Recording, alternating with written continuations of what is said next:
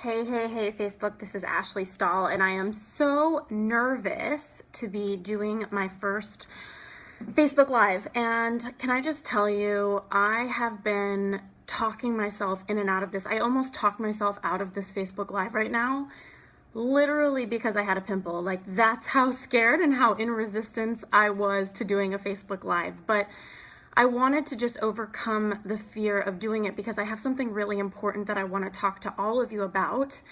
And I figured this is a great way to kick off my first Facebook Live, is to talk to you about something that isn't just close to my heart, but I know will be close to yours. And that's how to create opportunities for yourself in your career, how to talk about yourself, and really how to open doors that you might not have thought you could open. And I actually want to talk about the feminist movement and women's rights as we're kind of talking about this. So what inspired me to talk about this was that I was at the Genius Network, which is an amazing networking mastermind group in Phoenix, Arizona.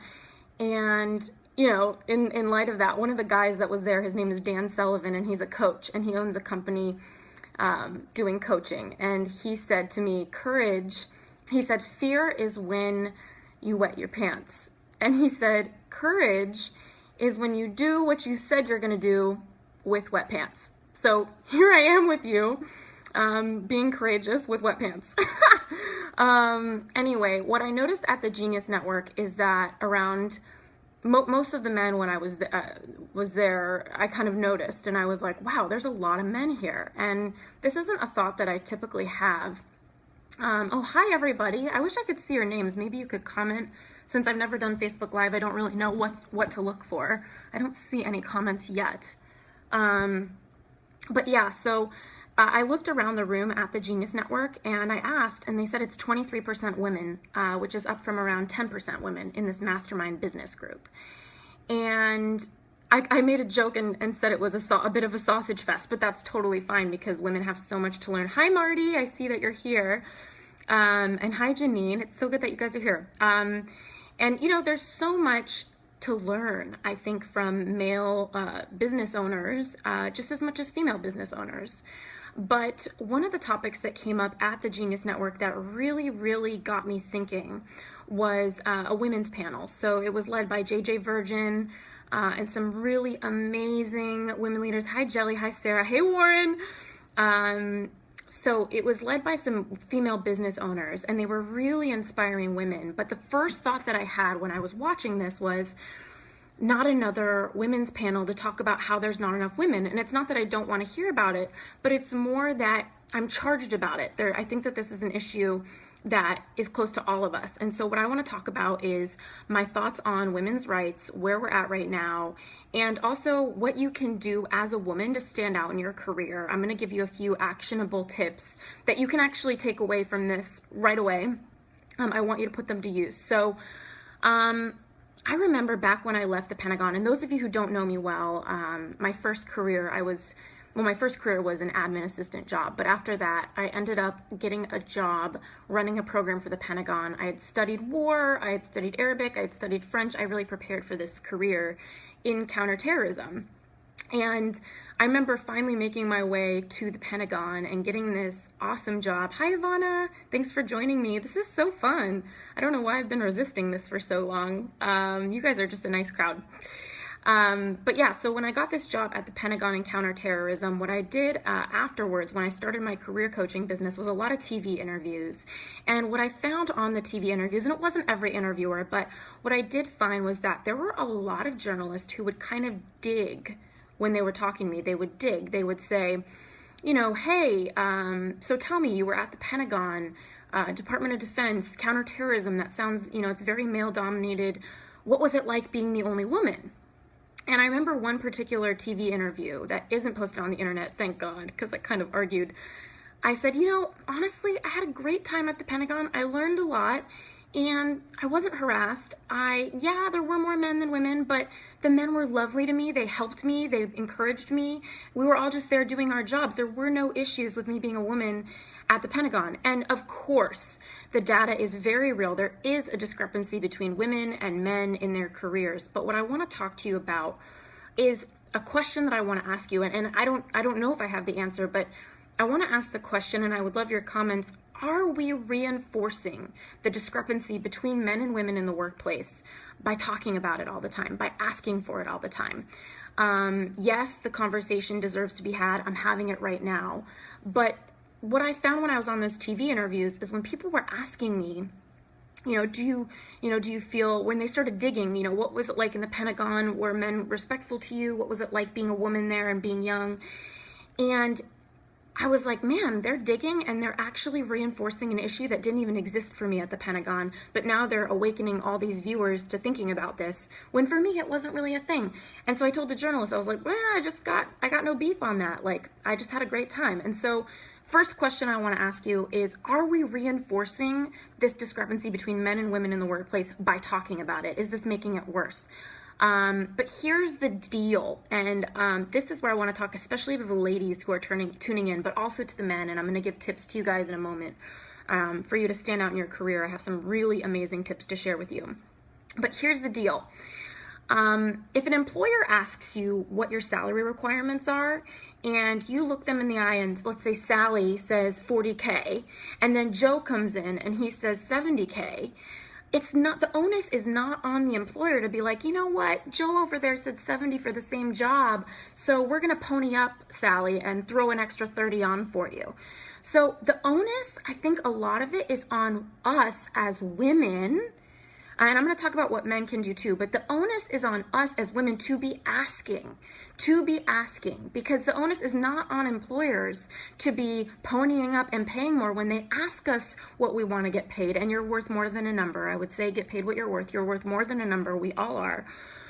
But the onus is on us as women to do our research and ask for a number that's competitive. That's never going to be on the employer. That's on us. And I think there's a real responsibility in that. And I get so heated about this.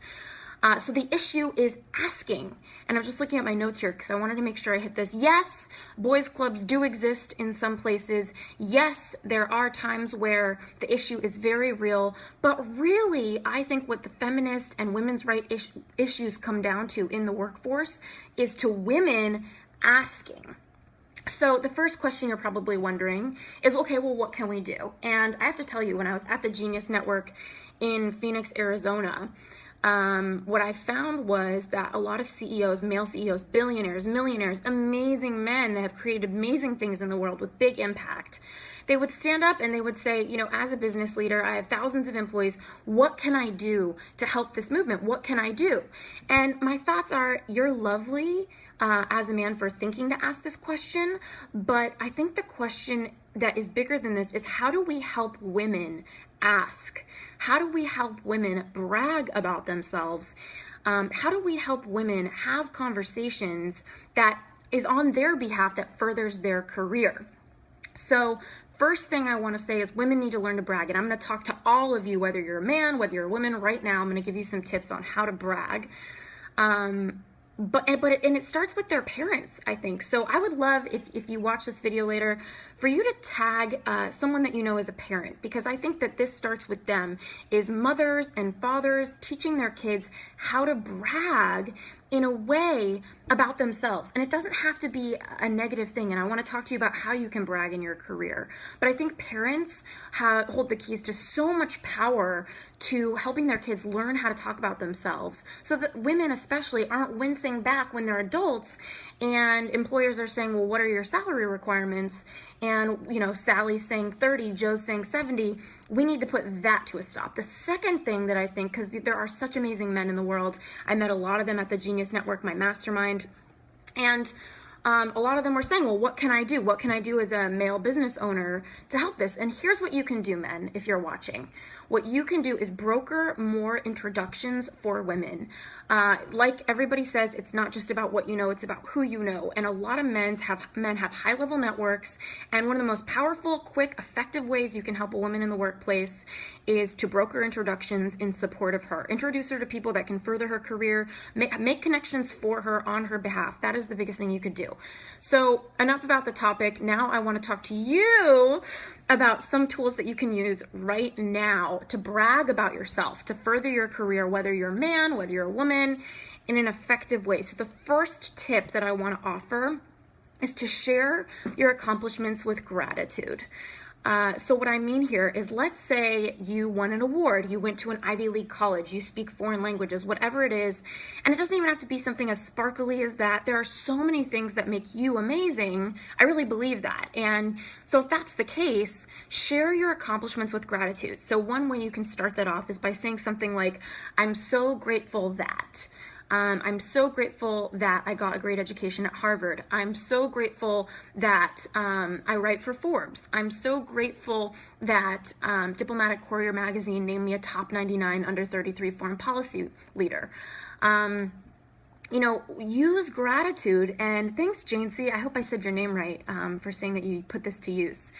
It's such an amazing way to talk about yourself is through gratitude. And I notice my hair is looking real cray. I'm in Miami right now, so sorry for that. But yeah, you know, use gratitude when you're talking about your accomplishments. When you're having a networking conversation, talk about what you're grateful for and make sure to drop a few things that are pretty fancy, pretty big deal things about you. I'm grateful that I speak 3 languages. Whatever it is that makes you sound like the badass that we all know you are, use gratitude to brag about yourself, especially in job interviews, especially in networking conversations. The second thing that I love, and this is a tip to help you brag, is to put it in testimonial format. So what I mean by that is it feels kind of weird, especially me. You know, I have a program, the Limitless Career Lab job hunting program, and I always feel weird saying, guys, this is an awesome program. You should join me. It's going to change your job hunt. I always feel weird saying that. Because it's not so powerful when it's coming from me. Of course, I think my stuff is good, but what's powerful is the fact that I have hundreds of clients who post videos and say, this changed my life, this made a difference. It's a testimonial. And what you can do as someone who has something awesome to brag about is, and you should be comfortable bragging. And if you feel weird about bragging, or if me saying that word is bringing up something for you right now, the question that I really have is, what is it bringing up for you? How do you hold the word bragging? Because it doesn't have to be a negative thing. So anyway, testimonial format, you could say something like, my old boss told me that I'm great at.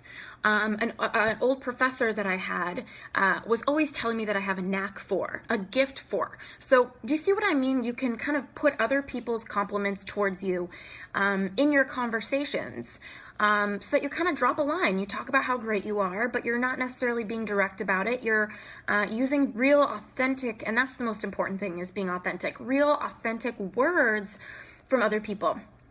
And the third thing that I want to talk about when it comes to how to brag about yourself in an effective way is do a quick mention. And I love this. And what I mean by a quick mention is sometimes bragging feels super braggy in a negative way if people are talking about it for too long. So, you know, let's say I'm celebrity crazed, which I'm not, but let's say that I'm celebrity crazed and I had breakfast with Britney Spears this morning.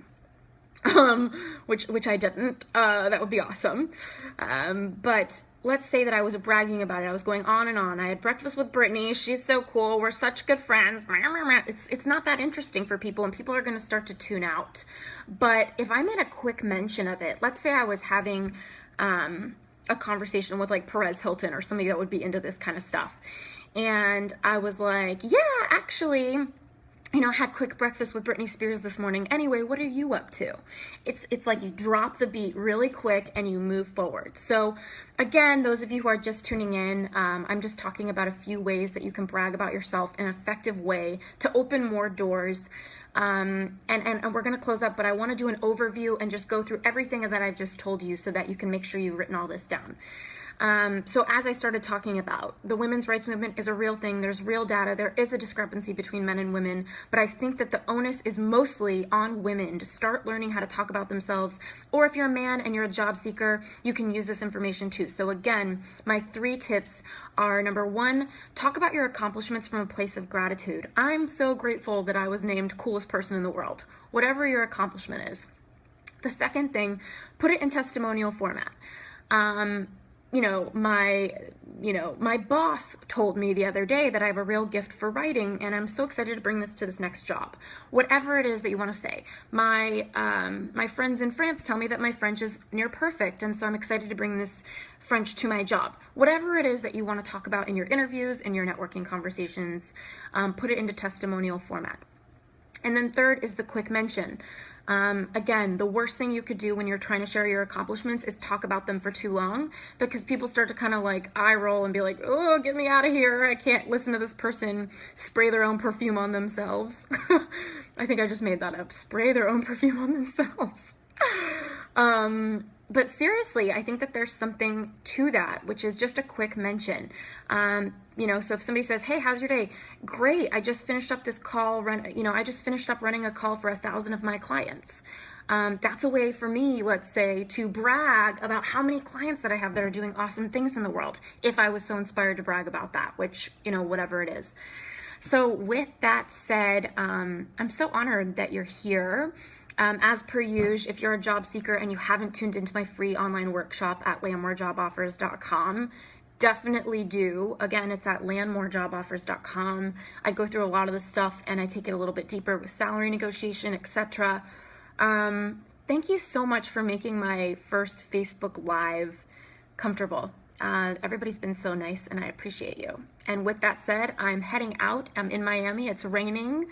And I am here for Chelsea Cross's wedding. So those of you who don't know Chelsea Cross, check her out. Millennial expert, coolest person ever. I'm a bridesmaid in her wedding. So I'm about to get weird celebrating her. And I just wish you the most beautiful of weeks and weekends coming up. And with that, I hope you share these tools with your friends, and I hope you tag parents in this video that are really wondering, how can I contribute to making my daughters or my sons better when it comes to women's rights? Because I think that teaching women and anyone how to brag about their accomplishments is everything.